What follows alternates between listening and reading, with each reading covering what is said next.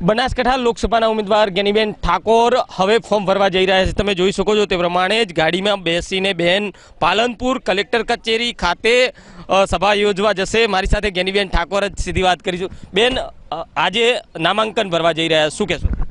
બનાસકાંઠા જિલ્લાની જનતાના આશીર્વાદથી આજે લોકશાહી ઢબે વહીવટી તંત્રને ધ્યાનમાં રાખીને જે ઉમેદવારી ફોર્મ ભરવાનું હોય એ આજે 15/4/2024ના રોજ ઉમેદવાર ફોર્મ ભરીએ છીએ અને બનાસકાંઠાની જનતાના આશીર્વાદ અમને મળશે। બેન, જીતનો કેટલો વિશ્વાસ? કારણ કે 2 વાર વિધાનસભા લડ્યા, હવે લોકસભામાં જંપ લાવ્યો છે।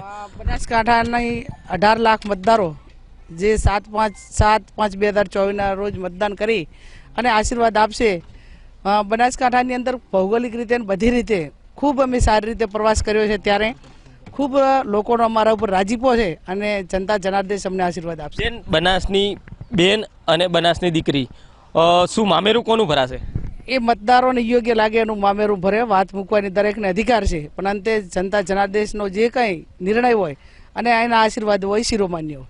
બિલકુલ, આ હતા જ્ઞાનીબેન ઠાકોર જે હાલ નામાંકન ભરવા માટે નીકળ્યા છે। ખાસ કરીને જો વાત કરવામાં આવે તો સણાદર ખાતે અંબાજી મંદિરમાં અંબાજીના દર્શન કર્યા બાદ ગાયોને ગોળ ખવડાવી અહીંથી હાલ કલેક્ટર કચેરી પાલનપુર રવાના થયા છે। વસંત દિરગર, એબીપી અસ્મિતા, બનાસકાંઠા।